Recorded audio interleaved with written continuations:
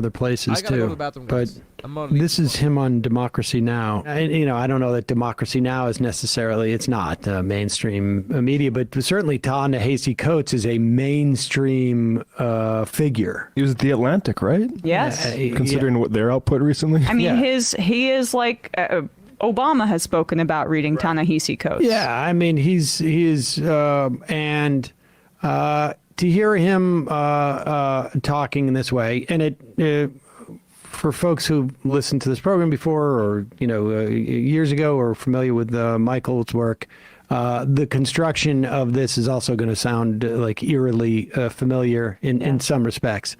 But Ta-Nehisi Coates is on, and we're starting this clip about 4 or 5 minutes into it from Democracy Now! But he starts off by saying,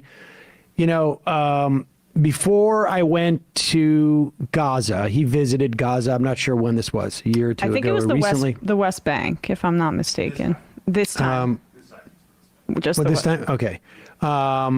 He said, West Bank, I'm sorry. He said, before I visited, I was under the impression that this conflict, as it were, the occupation, et cetera, was very complicated. I'm back, boys. And just before we get to this point in the clip, he's relating his experience His beautiful face. in traveling around with a Sam Cedar's so Palestinian sexy, guide guys.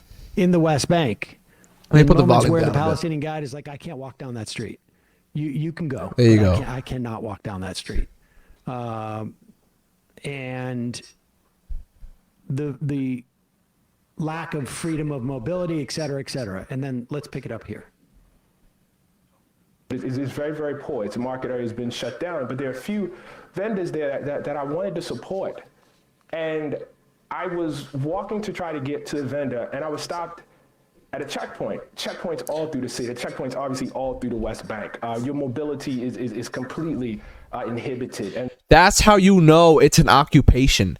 The Palestinians are losing land on the West Bank. There's checkpoints everywhere, roads that they can't use and they can use. It's literally like apartheid. It's segregation.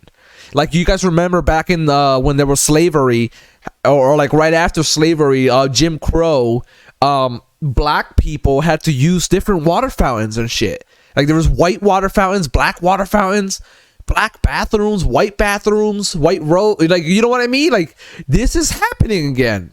This shit's racism. This is not good. Not good at all. And the mobility of the Palestinians is totally inhibited. And I was walking to the checkpoint. Grabbed and another Israeli, drink. Guard stepped out, probably about the age of my son. And he said to me, "What's your religion, bro?" What's your religion, bro? Imagine someone saying that shit to you. Yo, what's your religion, bro? Like a fucking armed guard. Oh, I'm an atheist, bro. I literally am an atheist. I would be fucking scared.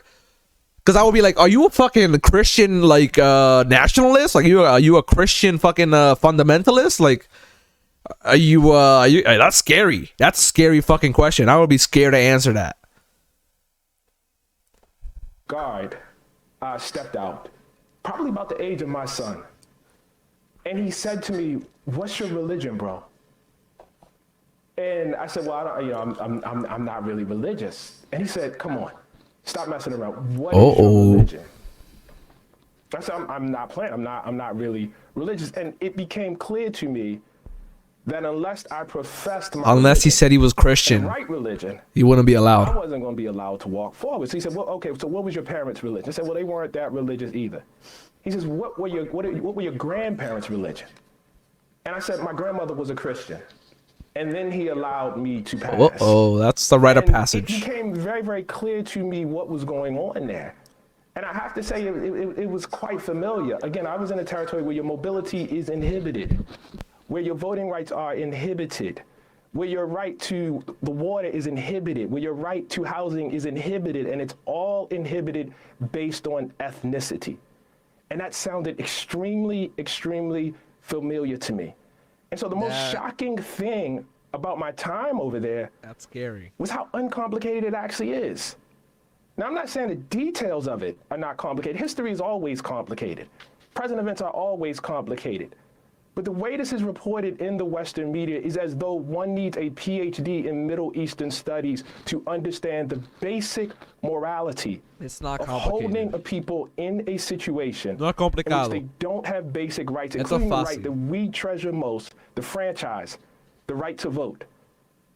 And then The declaring Palestinians can't vote. that state a democracy. It's actually not that hard to understand. It's actually quite familiar to those of us with a familiarity to African American history. Well, Ta-Nehisi, That's crazy. I mean, Los palestinos no pueden votar. Los palestinos no tienen poder, no tienen nada en el sistema israelí. It's so fucked up. I said the Palestinians don't have any rights. They don't have any power. They can't vote in the Israeli system. at the end of the day, that is not necessarily, well, not unnecessarily either, but it's not directly related to this, well, I guess it is directly related, but it is, I guess the point is to hear context from which these events take place and to hear them, articulated by someone who is a broadly considered a very mainstream figure, I think, in Ta-Nehisi Coates. I think is, that is also a change. And as a black man, I mean, it's not complicated. Michael said it best, and he reiterates those points there. But there have been decades and decades of solidarity with the Palestinian cause by many black activist groups in this country. Malcolm X spoke about Palestinians. And then you can look internationally at the solidarity that Nelson Mandela had with Palestinians. In order to really grasp what we are dealing with here, you have to understand the perspective of colonized people and formerly colonized people and black and brown people and what they see when they look at what is happening in Gaza and in just like the actual, quotidian day-to-day of living in the West Bank and Gaza and living in Israel. It is the reality of apartheid. That's what he's talking about there. And yes, there are, Palestinians within Israel who do vote and they have some representation in the Knesset, but the 2.4 million in Gaza? Separate roads. I mean, No, I mean, it's not controversial. It's Yes. it's a Jim Crowite. I mean, Zionism as an exclusionary Jewish supremacist ideology is like the lost cause, except we continue to fund it and support it materially. And Ta-Nehisi also was motivated to do this by, in the case for reparations, he mentions Israel as a affirmative way of like. I haven't revisited. the case I'm for so reparations, drunk, but guys. He said in Please the other like, talk that he gave subscribe, that he follow mentioned me Israel if as you an enjoyed the example of show. reparations being practically pursued, and he says he regrets that. I because try he to said be that before fun actually and visiting educate Israel, people. and That is my that's where we're job. at. He said this in terms of like, Israel sorry. getting Yeah, reparations? like this was how the Sorry. world State reparations of are Israel. pursued. by the- Israel, the For the gifting of Holocaust. this Yes. of the country Yeah. is a reparation of some sort. Exactly. I mean, it was, but it's not necessarily as successful as one would have Exactly. hoped. Precisely. Anybody Exactly. want to comment anything? Has anyone said anything in chat?